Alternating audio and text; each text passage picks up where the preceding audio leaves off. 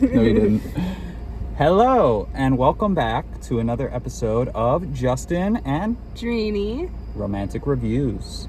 Today we got out of the movie theater and we had just seen... The Long Walk. That's right, The Long Walk. Why don't we tell them about it? So this is an anticipated movie that we were looking forward to seeing. Is the second Stephen King book that we've seen adapted into a movie this year. What was the first one? First one was Weapons, yeah. And apparently there was a third one that came out this year too. I gotta look up the name of it, but there was another Stephen King book that got turned into a movie this year. I think we just missed that one at the theater. But as we approach Halloween season, we're starting to see a bit more scary and thrilling movies enter the movie theater. Last week we came to see The Conjuring, which The Last I fell Rites. asleep. Did we do a video for that? No, we didn't do a video for that one because it was super late. Like, our airing started at like 9:30, so we didn't get out of the theater until like midnight. So it was a really late movie. We could do a quick brief recap of The Conjuring after, maybe. We'll see. Yeah. Thumbs up for the most part. I fell asleep. Yeah, I thought it was the scariest of the Conjuring movies. But when I was awake, it was scary. Yeah, she shrieked. Yeah, she shrieked in the theater. Plenty of times. That's right, yeah. Particularly the mirror scene. The mirror scenes made you shriek. Anything that had that ugly woman in it. Yeah. Scary. Anyway, so let's get back to The Long Walk. So, this movie starts off. This guy, Ray, is getting dropped off at a destination where we see a bunch of people sitting down, gathered together. Oh, wait. I forgot to tell you this part. Oh. The very beginning was like a letter, kind of. So, of how like the applicants were drawn. So, it was by lottery. So, that was just the beginning to let us know how the applicants even got to where they were. So, it was a lottery. And I think each person is representing their state. Let's explain what this application is for in the first place. So we didn't learn until later in the movie the location for this, but the premise of the movie is basically 50 people, as you said, representatives from each of the 50 states, as we later learn in the end of the movie that this was actually taking place in America. No, but you learned that in the beginning. I wasn't there for that, though. Okay, but I just told you, if each person is representing a state, that means it's in America. Okay, I missed that part. So the duration of the movie, I was trying to figure out what country this takes place in, if this is in the future, if this is just some made up civilization. I didn't know he was thinking that way. Yeah, I was thinking that the entire movie because I missed I guess I missed the letter at the beginning of the movie where I came in and I asked you, did I miss anything important? And you went, nah. Well, I didn't think it would be that important because everything else was so self-explanatory. The country was not self-explanatory because they didn't mention it until the end. I'm pretty sure it was America. Like, if you watched the movie, you would see. That thing was so racist. It feels like America, but we can't pass judgment and assume. Listen, there wasn't any racism in the movie, but you could just feel it. There was tension, especially between Stebbins and Pete, I felt. Like, Stebbins? The guy who was sick. Oh, the major son? Gary. Gary and Pete really had beef. Who's Gary? Okay. He's the guy who was a piece of shit the whole time. Oh, the really annoying like guy. the schizophrenic Yeah, on the spectrum? yeah. All right, so let's get back to the premise of the movie. So, an applicant of each of the 50 states gets drawn in a lottery and they all happen to be male and about the age demographic of like 18 to like 30, right? So it's 50 men from each state, all gathered together for this walk. We see one of the protagonists, this guy named Ray, being dropped off at the destination by his mother. So his mom is driving him there, and they're just, having a quick chat before they go. It's basically like she's sending off her kid to college for... to die. Yeah, death college. So she gives him a huge hug and says goodbye and everything like that. And it's this big emotional moment earlier in the movie. And then Ray goes to the campsite, gets introduced to all the other applicants. So he starts introducing himself. There's some banter amongst the fellow comrades. And kind of just, we get to know and familiarize ourselves with who the cast of characters is going to be throughout this movie. Yeah, they did that on purpose because there is so many of them, 50 of them. I'm pretty sure they introduced us to not each person, but the important ones in the beginning, just so we know who they are. Yeah, we only really get to know about maybe 12 of the applicants that are relevant, but the ones who are is Ray, who's portrayed pretty much from the protagonist's point of view at the beginning of the movie.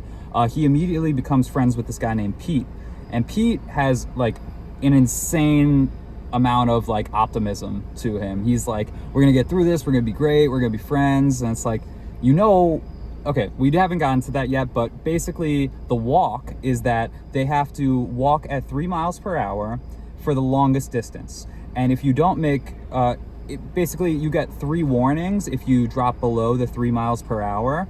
The first is just a verbal warning. The second is more of like an insisting, like, hey, maybe you should really pick it up right now. The third warning, you get your ticket. We are not introduced to what that is at this point in the movie, so we wait for that to kind of like play out as they start the walk. So all the men start the walk.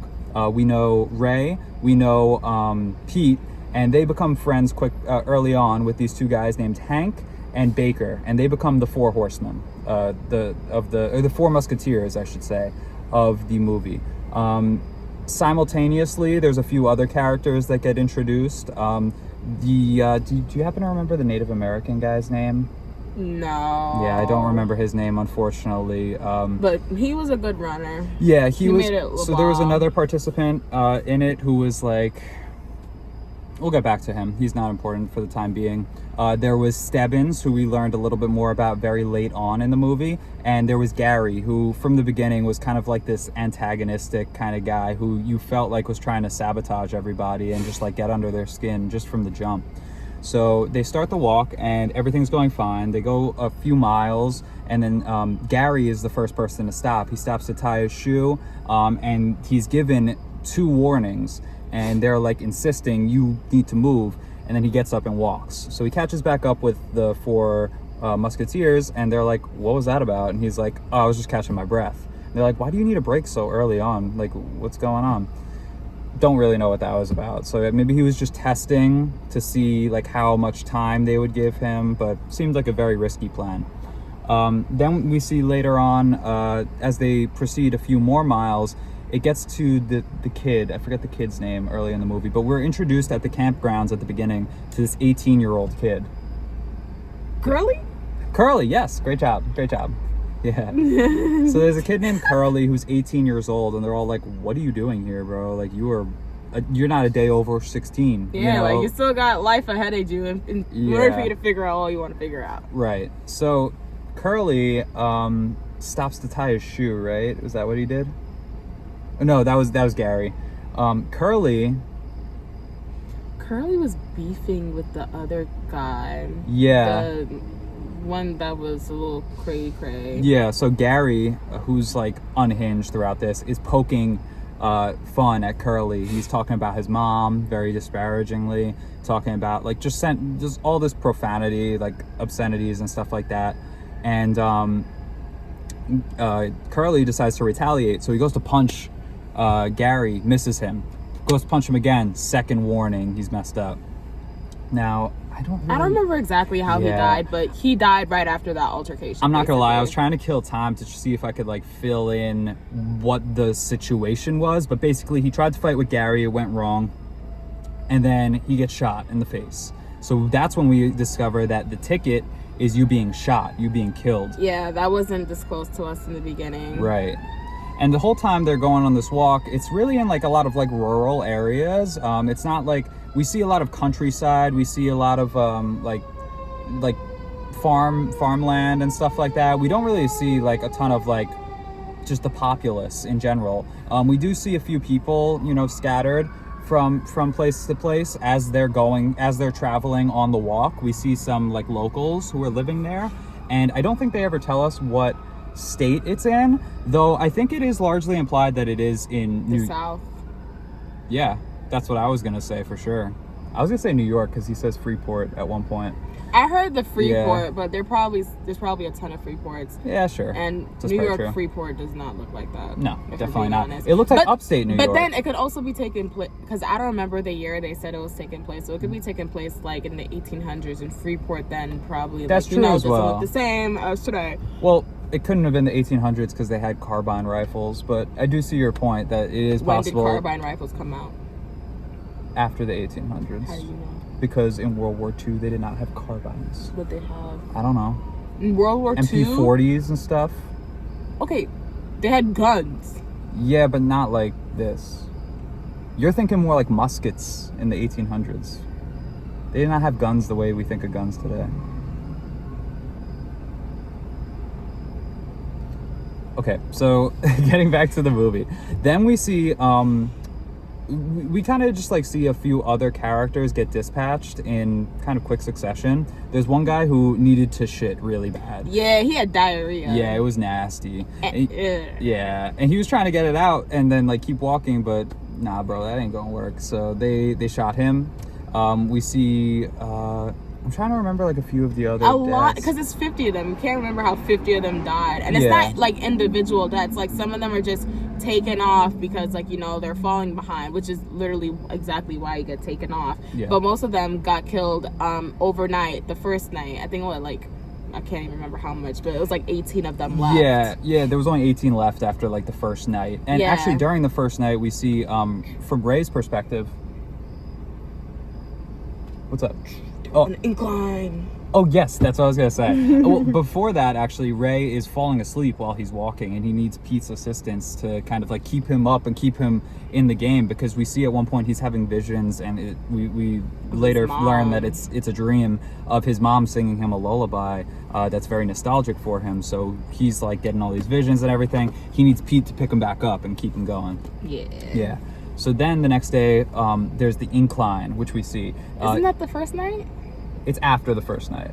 It's on day 2. It wasn't the first night, because then a bunch of people get off there. Like Hank survives longer than the first night.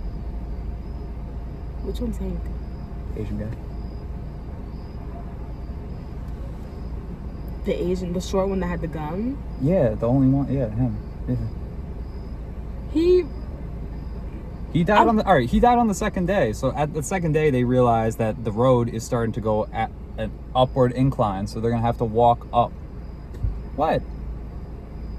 For some, I feel like it was on the first night. Must have been while you were sleeping during this movie. I wasn't sleeping. This is actually one of the few movies I've been fully awake for. As you can see, I've only yawned probably like 3 times in this video. That's it? Yeah. Okay. If you check the other videos, I yawn a lot more. There's room for more.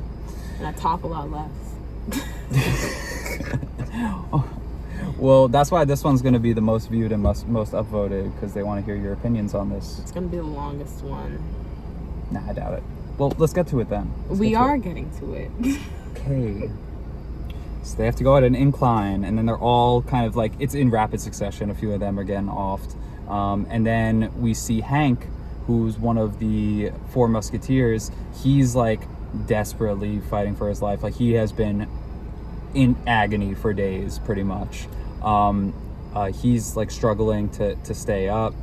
And then Baker, he drops to his knees, and then Baker goes back to try and help him and pick him up and keep him going. And then Ray actually returns to pick up Baker and be like, nah, man, he's done, bro. Like, we gotta go. So Hank dies at that time. Hank also, they mentioned earlier in the movie, had an allergy or something like that. So He had a wife. He does have a wife, but they mentioned earlier in the movie that he had an allergy to some kind of food, so Ray gave him some food in exchange. But yeah, he did also have a wife. It's whatever. He did also have a wife, and they say after the games to like, they make an agreement basically that's whoever wins is going to take care of Hank's wife and give her like some money or like make sure she's well off or something like that. And her name was Clementine. Yeah, her name was Clementine, like a song that they started singing. Yeah. Darling. Yeah, it went just like that.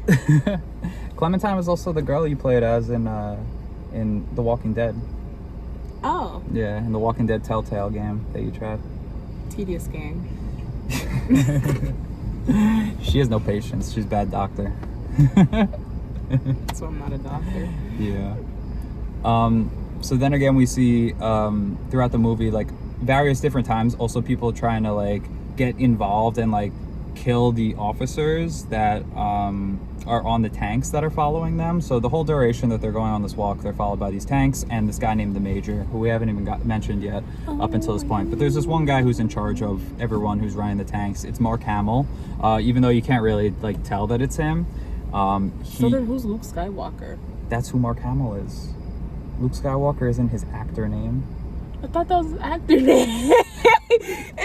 Because it's hard for me to pay attention, and then Justin whispering in my ear at the same time Yeah, I'm during like, the movie. That's Luke Skywalker. So he's Luke like, Skywalker. oh, that's Luke Skywalker. I'm like, oh, okay, I heard of that name before. All right, what if I that's told- Luke Skywalker? What if I said he was the Joker? Okay, then I'd know he's a character. Luke Skywalker's a character too, though. And what? You'll find out. She's never seen Star Wars. Oh no. Yeah. Okay, so he's from Star Wars. Yeah. So he's in this movie, and he's like the major who's in charge of everybody, you know, like running the drills and everything like that. And a few of the competitors try to shoot the people who are working with him and are unsuccessful in doing so for the most part. One of them gets their legs ran over by the tank in pretty gruesome fashion, and a lot of them they just leave like to rot. Like some of them we see they shoot, like Hank, they shot him and then they didn't even like finish him off after they brought Baker back. The guy with the gum. Oh, okay. We saw they shot him in the stomach, but then they just kind of like leave him to rot there. They actually explained that one, but I don't remember what he said. He explained why. Oh, something to show like you shouldn't do that. Yeah, it was to deter them because there's only 6 left at this point. So he said like to deter you from running into the lights, they're leaving him there to suffer. Yeah. So just be basically as a deterrent for them. But that really doesn't work. As we see, they continue walking along the road, and then I forget his name at this time, but the Native American guy, he in a fit of rage. Native American. I think he had to be. I don't mean to. Are you racially profiling him?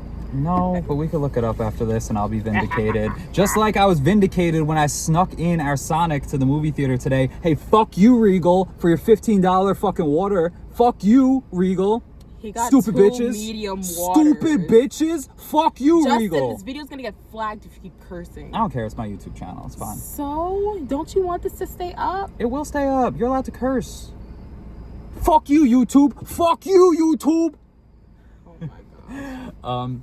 Anyway, so the gentleman with the long ponytail takes the gun, the carbine from one of the officers when they're not paying attention, lights him up, and then for some reason just like starts praying to God instead of shooting the major. I'm like, bro, he's right there. No, he started singing some kind of song. That was after he was shot, though. And I'm like, why aren't why aren't you shooting the major? Like, what?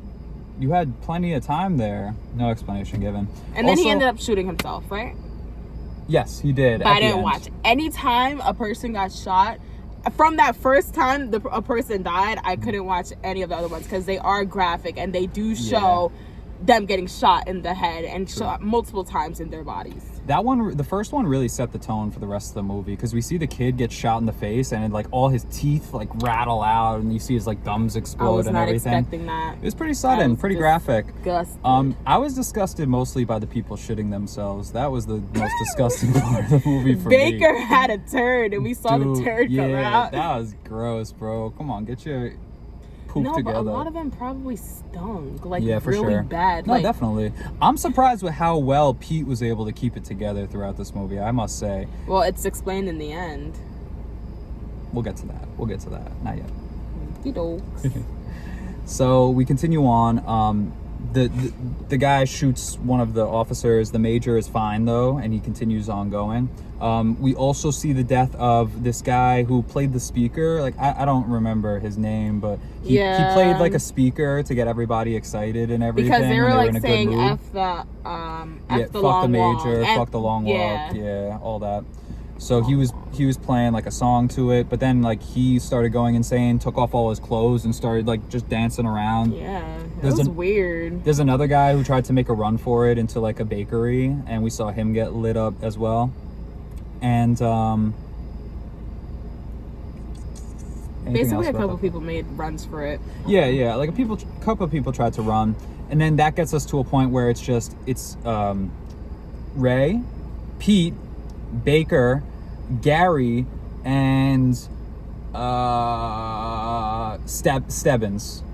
So next, Gary, who's the guy who's been like a real piece of shit to everybody throughout the movie. He's like a real asshole. He was the reason that Curly died earlier in the movie. Like he kind of was picking the fight with him that ended up getting him killed. So he has like a lot of remorse about that throughout the movie.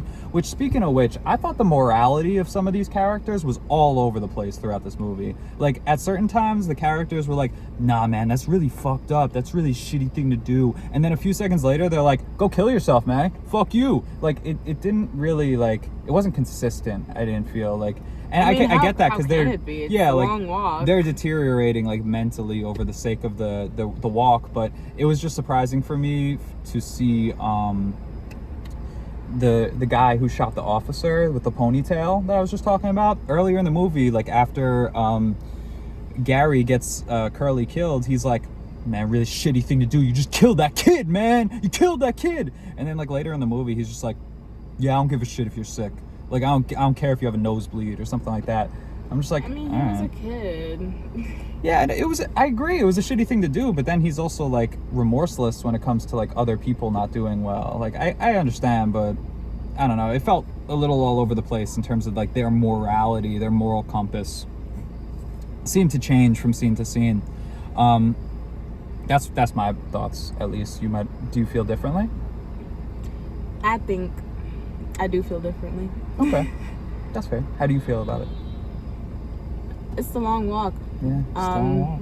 Their mental health is not there, so one minute they think this, another minute they think that. I felt like that was completely normal in that circumstance. Okay. We also get timestamps throughout the movie to indicate what mile they're up to. So at this point of the movie, they're over 200 miles in, having walked. Gary is starting to lose his mind because he feels so bad for having killed Curly earlier in the movie and being responsible for that he's trying to make amends with Ray and Pete and their whole group, even though he was incredibly rude and mean to Pete throughout the movie. And he goes like, I got plans for you and stuff like that. And I'm just like, what is this guy's deal? Why is he such a jerk?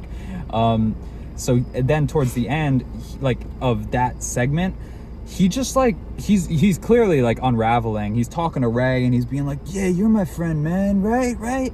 And then he walks in front of them and just stabs himself with the bottom end of a spoon. Yeah, I noticed he was holding a spoon, but I'm like, why do you have a spoon? I think he was eating beans earlier in the movie. Really? Yeah, at one point he was eating beans out of a can, then he just kept the spoon. You know or something how like hard that? you have to stab yourself with the bottom part of a spoon? Because it's not even pointy, like you saw it. Yeah. Like, it was like that. True. So it had to be really hard. So, and yeah. to do it yourself, self-inflicting harm, you have to really hate yourself to do that.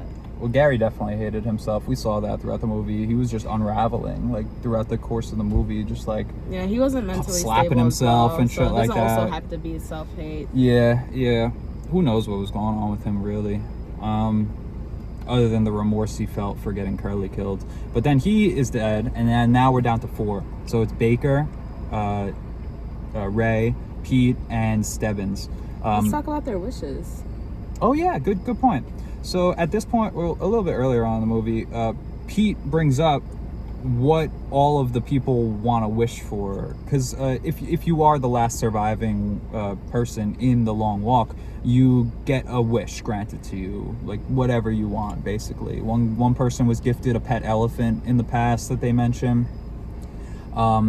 Baker mentions that he wants to go to the moon. He wants to go in like a rocket ship and go to the moon. What were some of the other ones? Do you remember any of them? Nope, I don't remember those two. Okay, that's okay. Ray was looking to make some kind of change, but he was being very vague about it. He's like, I just hope that it changes something. Hank was... I mean, you could tell what it is. Yeah. Not until we get his backstory, really. Would you know what it was? Yeah. Oh, okay. Yeah. All right. Hank said he wanted 10 women, or 10 naked women or something. Yeah. Pete... I think he was also the same one that had the women's magazine, no? One of them had like a women's magazine as well. I don't remember that, so I'm not sure. Okay. I forget what Pete wanted to wish for, but do you remember? Yeah.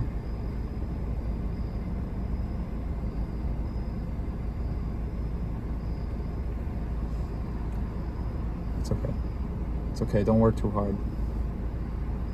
Steam coming out of your ears. Oh my god, it's processing. Wait, I want to actually think now. Okay. He wanted to make some kind of change. Well, that was what Ray wanted. He wanted some kind of change to be enacted. And I'll start talking through Ray's backstory, so if you want to think about what Pete Swish was in the meantime. We're then introduced to Ray's backstory about, we only met his mom at the beginning of the movie when she dropped him off, but now we learn later in the movie that his father has actually passed away. His father was a man that he really admired and looked up to because he taught him the ways of the old world. So he like worships his dad for the teachings that he's given him. Was it so 2 people could survive the long walk? Great job. Yes, it was. Oh my gosh. She did it. She did it. Pete's goal. Why don't you tell him? I'm so proud of you. Thank you. Pete, his rant went on for a little bit. So he wished that 2 people could survive the long walk because he made friends in the process, and his main friend in the long walk was Ray. So he was basically saying he wished him and Ray could make it out of the long walk together. Yes, very succinctly put. Yes, that was Pete's wish. Going back to Ray's backstory real quick, Sorry. No worries. No, you nailed it. Great job. I'm very proud of you. Thank you. Going back to Ray's backstory real quick, he was his father was killed actually by the Major for spreading that information, that classified information that he shared with. What classified information? We don't really know that. We do know. Do we? Because he was teaching it to Ray. Yeah. About like certain books and like not knowledge. It's like philosophers' ideologies and that stuff he's like not that. supposed to be spreading. Yeah, it's like thoughts from the old world. Yeah, it's kind like of thing. Mark Twain, for example, is one of the Well said. people I remembered him talking about. So the Major caught him and was like, you're gonna be killed for doing that. Right. But they didn't explain how the Major knew. Yeah. But the dad decided that he wasn't going to pledge any allegiance and that he'd rather die instead to prove a point to his son Ray that you shouldn't bow down to anyone and you should stand up for what you believe in, even if that means dying.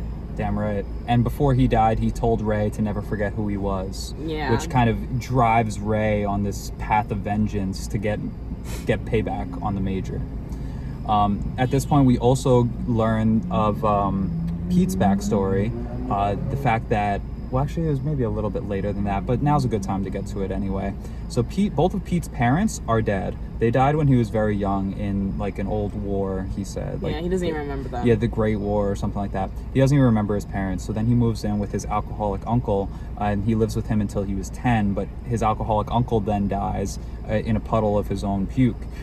Then we learn that he kind of gets in with a bad crowd, like a bunch of kids who are similarly like abandoned by their parents or their role models, and in doing so he gets into fights and such, one of which that causes a huge scar that we see across his face that he's very reluctant to talk about throughout the movie, and he has another one on his collarbone. So he's very reluctant to talk about that throughout the duration of the movie, but we later learn when he confides in Ray about that point. And Ray, for his own right, has by this point lost his shoes. He was walking in shoes and the soles of them started coming off. He was walking in like socks or whatever. Yeah, so he had to take the shoes off, revealing his feet are bloodied and just calloused. Luckily, they're under the socks. That was like another dude. He broke his ankle in the beginning, but I completely forgot that he broke it. So like towards like a few days later, not that many days. Yeah. It was revealed that he was still walking on that broken ankle. Like that thing was twisted and purple. It looked horrible, and he ended up dying because like obviously he couldn't get treated, he couldn't stop, just like that. Yeah, that happened with a lot of these people, and you are right. Thank you for bringing that up, because I did forget that there's this guy who's documenting all of it for a story that he's going to write down the line. Yeah, he was going to write a book about the long walk from a first-person perspective. But yeah, he was walking on like a twisted ankle for miles. And that happened during the incline from one of the nights. And also on the first night it starts raining, so that's another obstacle that they have. Night. Doesn't matter. It's one of those 2 nights. You want to go rewatch it? We'll go find out. We'll go find out right now. And what would you do? We'll take this outside and into the theater. If I'm right, you owe me something. I just don't know what yet. I'll give you something. Then, speaking about like not feeling well and illnesses and injuries, Baker is unfortunately the next person to meet their fate. He has a bloody nose. Yeah, it's getting real bad, and he's and he talking was like, about he hasn't had it in years. yeah, back when his nana used to put ice on his nose, it would heal it. He really would have killed for some ice right then. Yeah, he said. Well, one of them said it was from like an internal hemorrhage. Yeah, So which the bleeding wouldn't stop. yeah, that was Steppins. Major Steppins. Don't say that yet. We didn't get to that. They didn't hear me. It's okay. They didn't hear. Yeah, that was from Steppins. Apparently, he knew the diagnosis for his He condition. knew a lot. He I did, wonder yeah. why. Yeah. Well, maybe you just mentioned it. No, they didn't hear me. So then Baker dies, and this is another devastating moment for the two, Ray and for Pete, because this is the last of their musketeers now that has died aside from them two.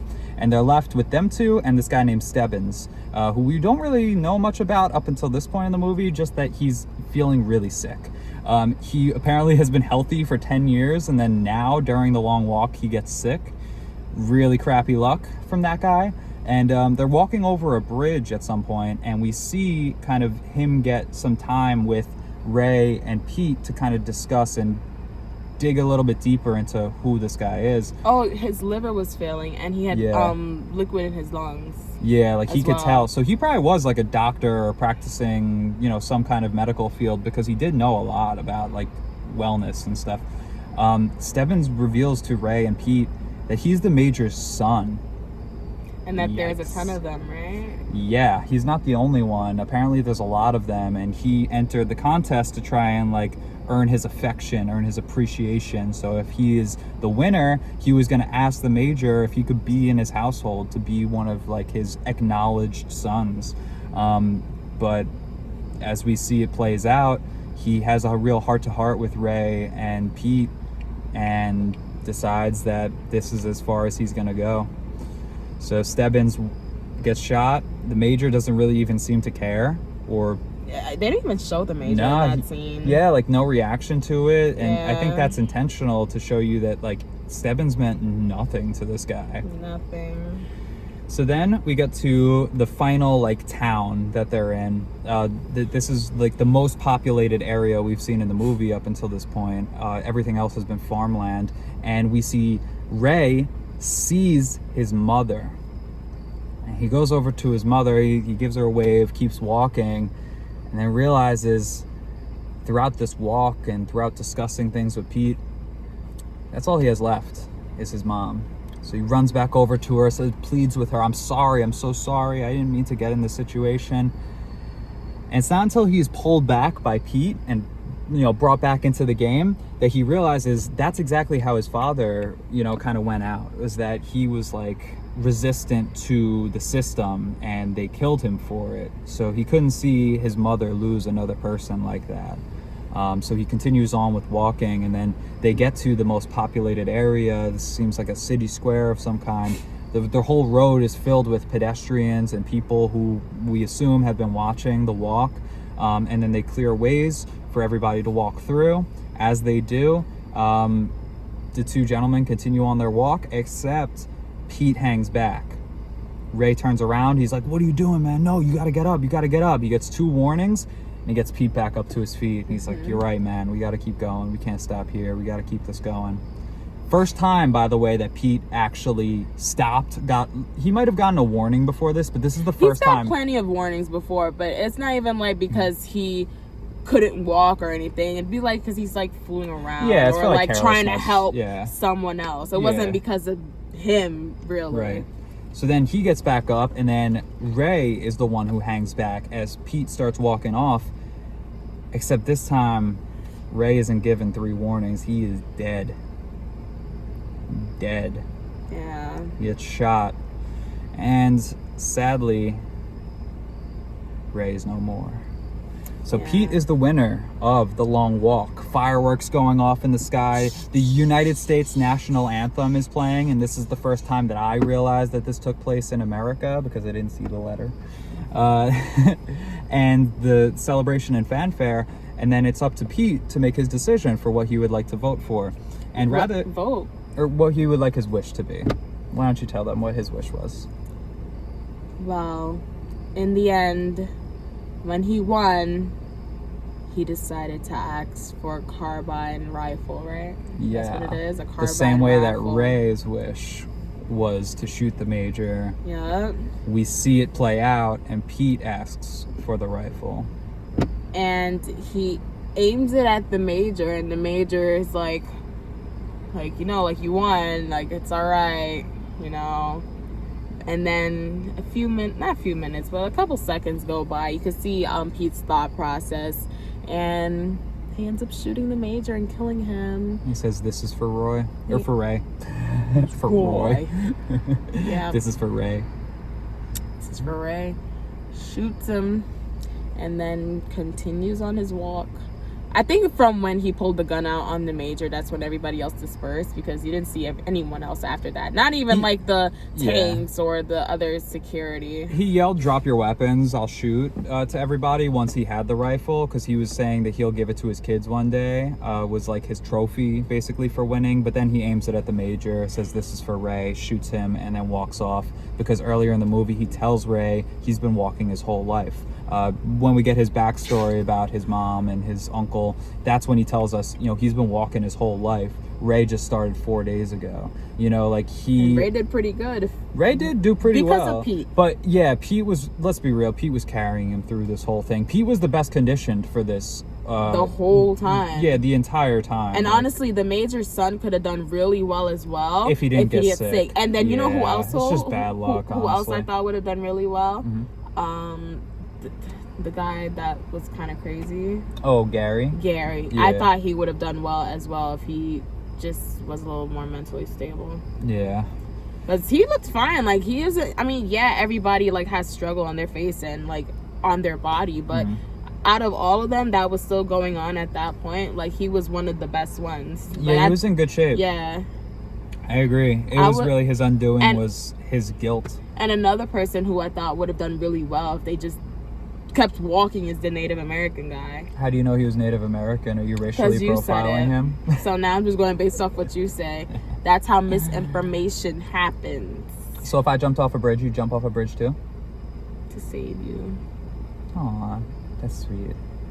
I'd do it to bungee jump. Yeah, I'm not And I'd capture you in my arms. So that's how the movie ends, though, with Pete winning the long walk, shooting the Major, and then continuing on his walk, because the walk never stops for a man with no home. Yeah. What'd you think of the movie? That was pretty good. Me too, yeah. Really good Stephen King adaptation. I've never read the book, but it was good.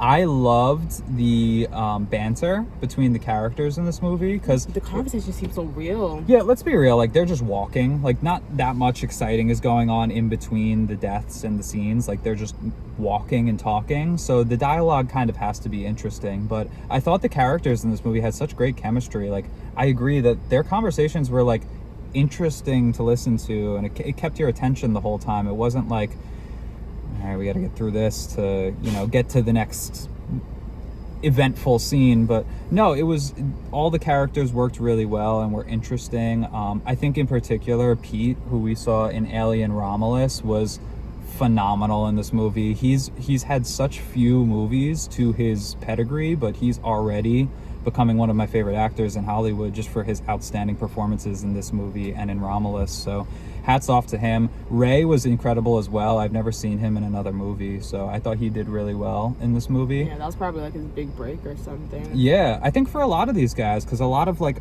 relatively unknown actors, for Art Baker in particular, I looked up his Who's Art Baker? Baker was the guy with the bloody nose. Okay. Yeah, for him, for example, I looked up the cast before we filmed this video, and he didn't even have a picture associated to his actor profile. So, you know, it seems like a lot of these guys still just, you know, getting their start, and great showing from all of them. Very interesting dialogue and discussions throughout the movie that I felt kept it moving along really well. I feel like the casting made so much sense. First off, I didn't see acting. Like, I just saw a movie. Normally when I'm watching movies, I often see when the actors or actresses are acting, and I absolutely hate that. But with this movie, I didn't get that at all. And then also with this movie, how like there's basically all males except for the mom.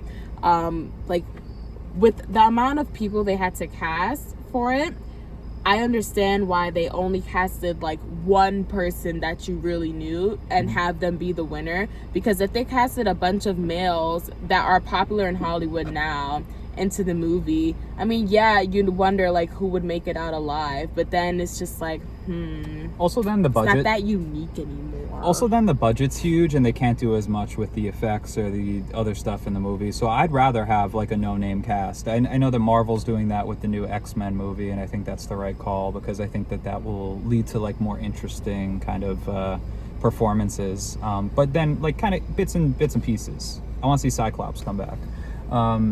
So the settings of the movie, almost entirely like rural areas up until we get to the end in the civilization. Where do you think this was? Like, where do you think it took place? I know we know it's America now, but like, do you, like we said, in the South maybe earlier on? Yeah. For this? Yeah. And we don't really get any more answers in terms of like what the major, stood for or what that whole like militarized group kind of represents. We don't really know. It's kind of left ambiguous. So What do you mean?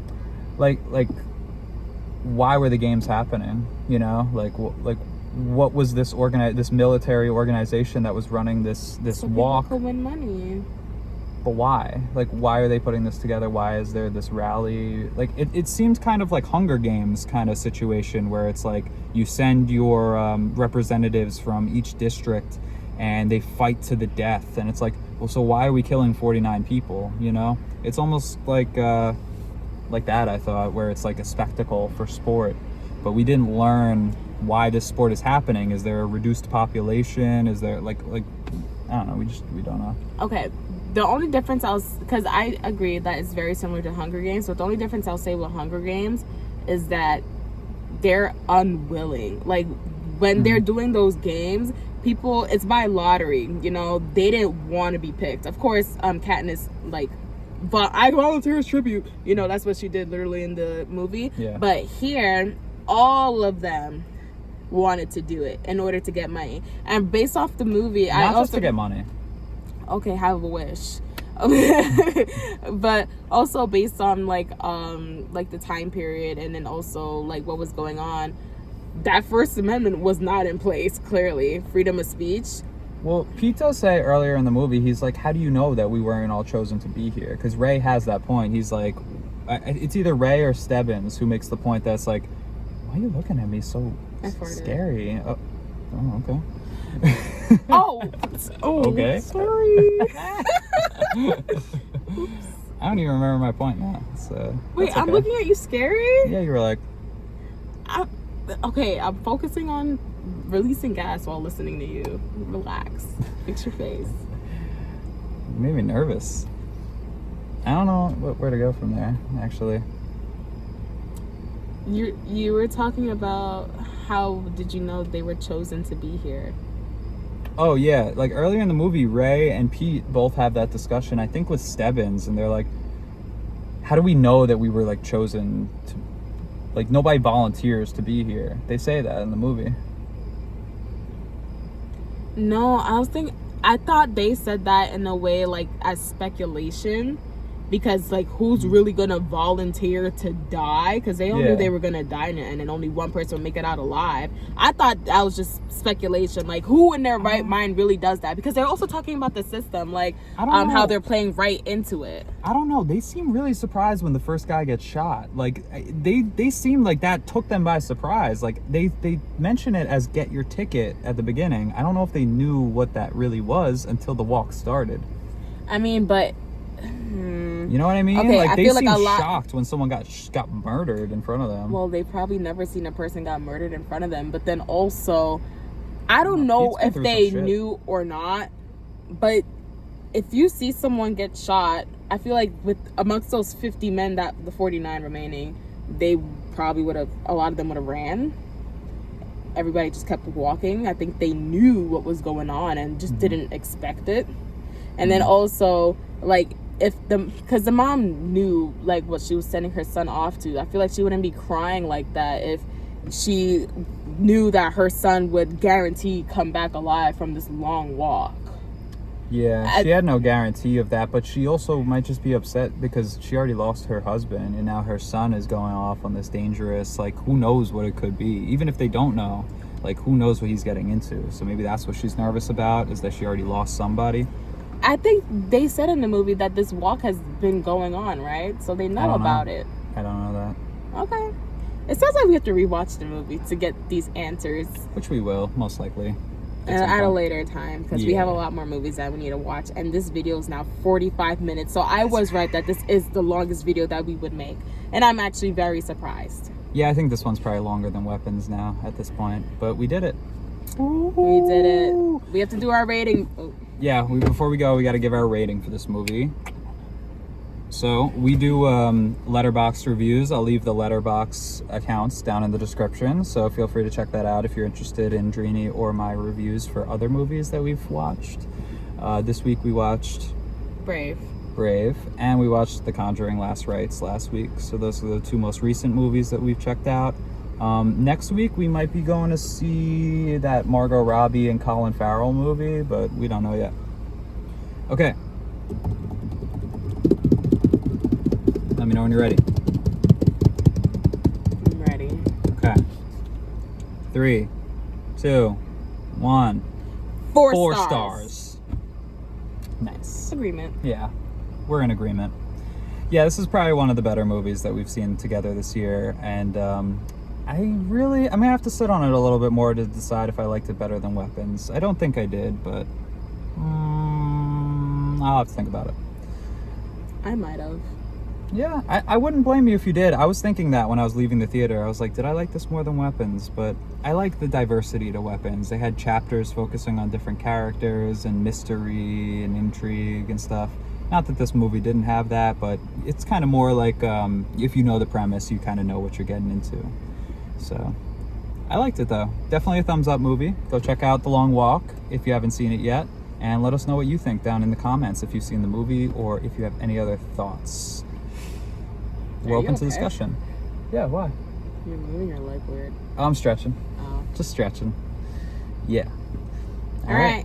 Until next time, this has been Justin and Dreeny for our romantic review. Signing off. Bye-bye. Diddles.